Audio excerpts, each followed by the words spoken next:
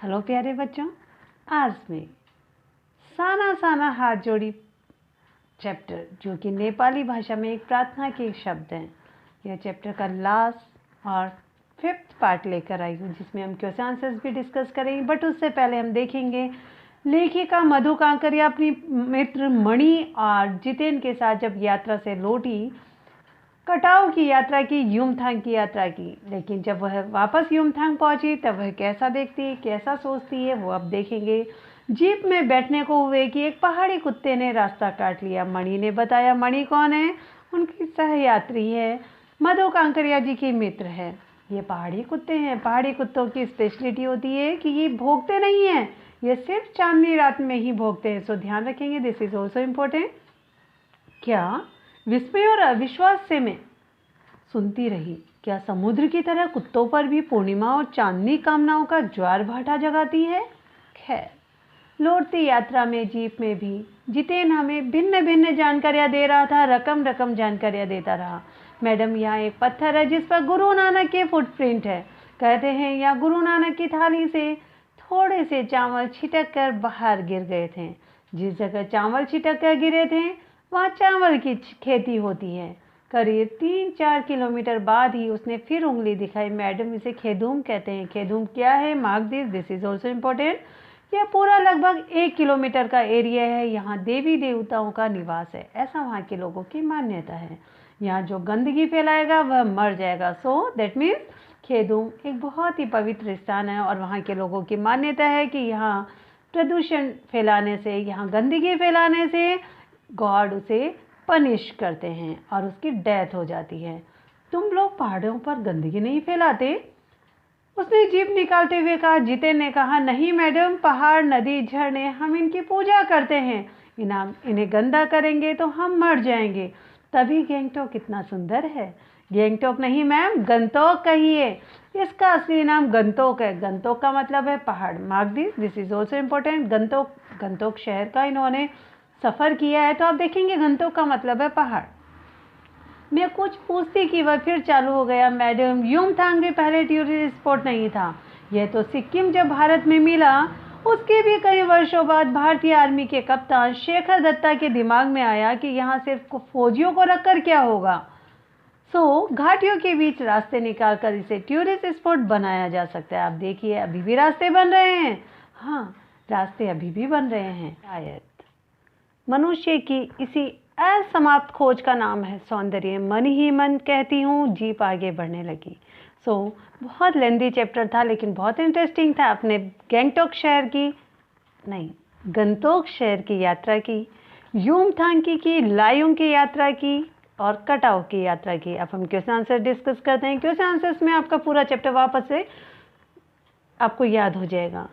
झिलमिलाते सितारों की रोशनी में नहाया गंतोक शहर लेखिका को किस तरह सम्मोहित कर रहा था? झिलमिलाते सितारों की रोशनी में नहाया गंतोक लेखिका को सम्मोहित कर रहा था। लेखिका अपने मैं को भूल गई थी। किस प्रकार तीस्ता नदी और वहाँ का प्राकृतिक सौंदर्य, वहाँ के मेहनतकश लोग, सभी कुछ लेखिका को सम्मोहित कर रहे थे। ओके, नाउ नेक्स्ट इज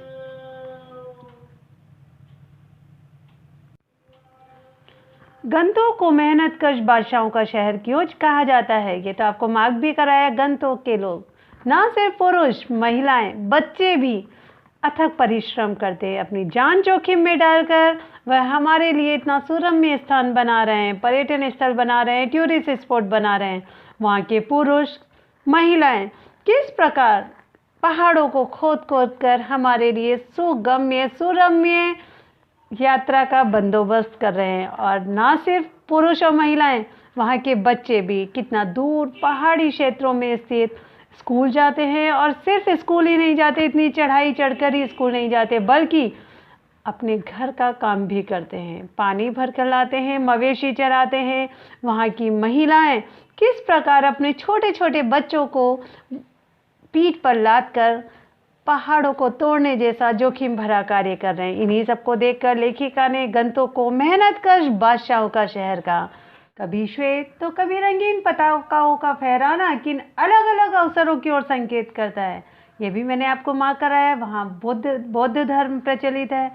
वहाँ के लोगों का मानना है जब किसी बुद्धिस्ट की मृत्यु हो जाती है, उसके देहांत हो जाता है, तब 108 सफ़ेद पताकाएं फहराई जाती है जिन पर मंत्र लिखा जाता है और उन्हें किसी पवित्र स्थान पर, ऊंचाई वाले स्थान पर फहराया जाता है।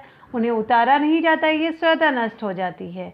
श्वेत पताकाएं सत्य और अहिंसा की प्रतीक है। वहीं रंगीन पताकाएं भी 108 होती है, किंतु उसे किसी उत्सव पर या खुशी के अवसर पर फहराया जाता है। यह भी संख्या में 108 होती है। इन पर भी मंत्र लिखे होते हैं और इन्हें भी उतारा नहीं जाता, ये स्वतः नष्ट होती है। Okay, so this is also important question. Question number 2 और 3।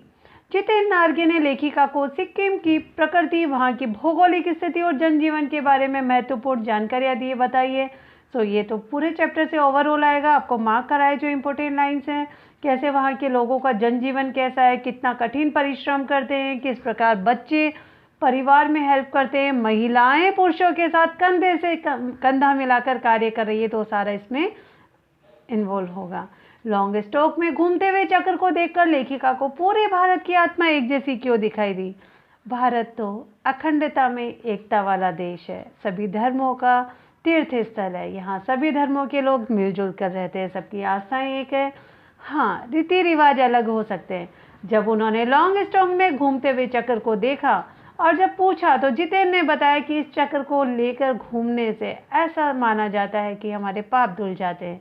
तो लेखिका को महसूस हुआ कि आज चाहे हम कितना भी आगे बढ़ जाए, भारत के किसी भी क्षेत्र में चले जाएं, धार्मिक आस्थाएं सबकी एक है।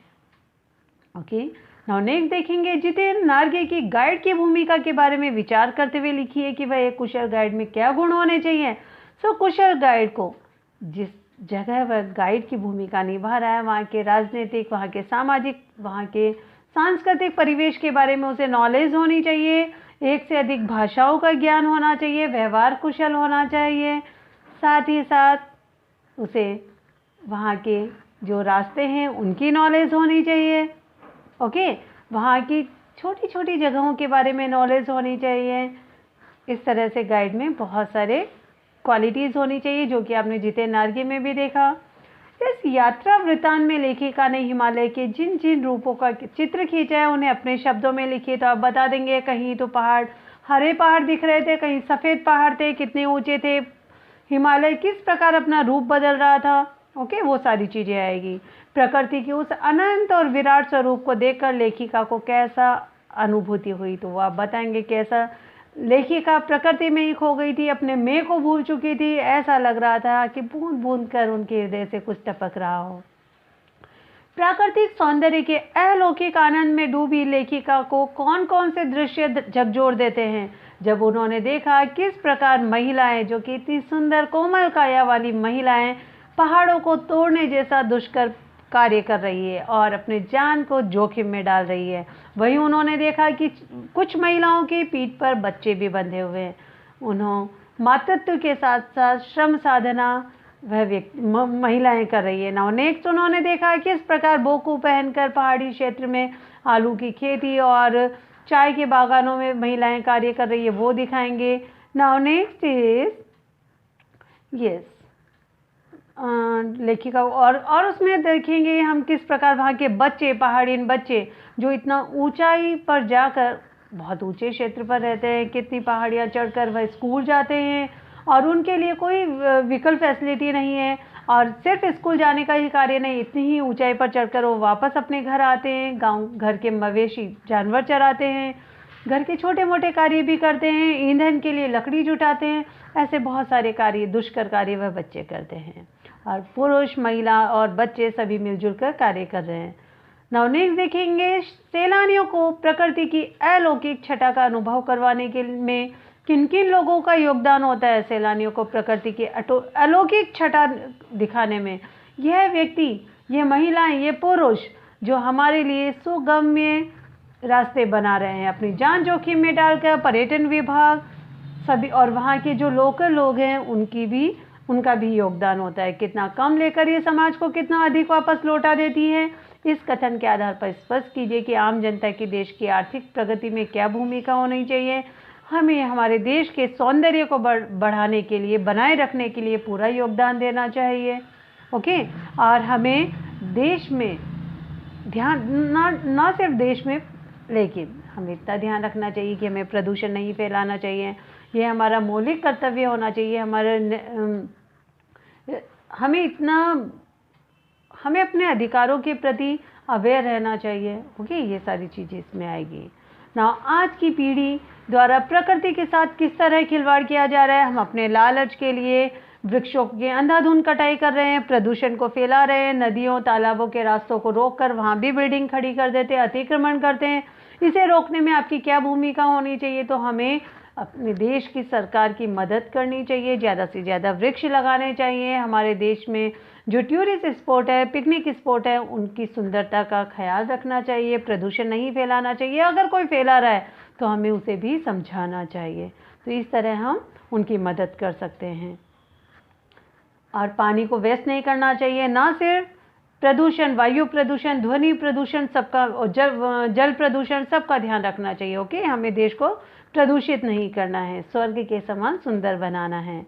आज की युवा पीढ़ी का यही कर्तव्य है कि वह ज़्यादा से ज़्यादा वृक्षारोपण करे, जल का संचय करे, नदियों को प्रदूषित ना करे, ध्वनि प्रदूषण ना करे, देश के प्रति अपनी जिम्मेदारी को समझें।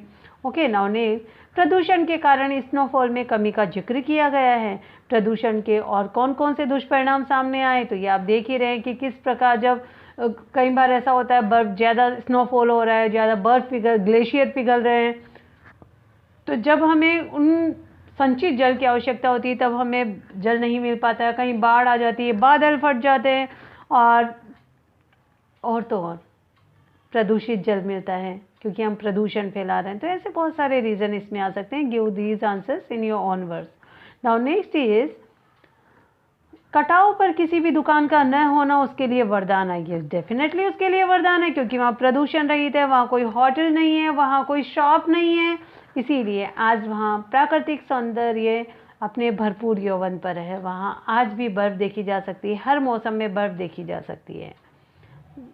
प्रकृति ने जल संचय की व्यवस्था किस प्रकार की, पूरा स्ट्रेंजा मैंने मार्क कराया बेटा। इसमें आप बताएंगे किस प्रकार सर्दी में बर्फ़ के पहाड़ों पर बर्फ़ जमी रहती है, और जब गर्मी होती है, जब चारों ओर त्राही त्राही मची होती है, तब वह बर्फ़ पिघल कर नदियों में पानी पहुंचाता है, और वही नदियों का पानी हम तक पहुंचता है। तो इस प्रकार प्रकृति ने जल संचयन की बहुत अच्छी व्यवस्था की है, लेकिन हम उसके साथ खिलवाड़ कर रहे हैं, प्रकृति के साथ खिलवाड़ कर रहे हैं। हमें ऐसा नहीं करना चाहिए।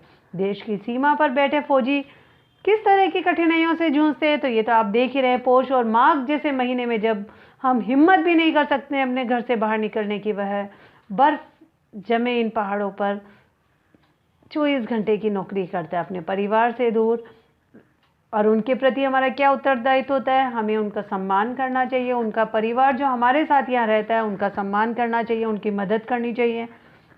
ओके, इस तरह से उन्हें मोटिवेशन मिलेगा और उन्हें अपने परिवार से थोड़ी सी वो बेफिक्र हो जाएंगे। उन्हें टेंशन नहीं रहेगी कि मेरे परिवार के साथ ऐसा नहीं हो रहा है। उनके परिवार वालों को भी खुशी होगी कि नहीं, आज हमें यहाँ समाज में सम्मान मिल रहा है, देश में सम्मान मिल रहा है। ओके, तो इस तरह हम मदद कर सकते हैं। So this chapter is enough. काफ़ी लंबा था, लेकिन यात्रा भी काफ़ी लंबी थी। Okay, so if you like this video then share and like my video and subscribe my channel. Thank you.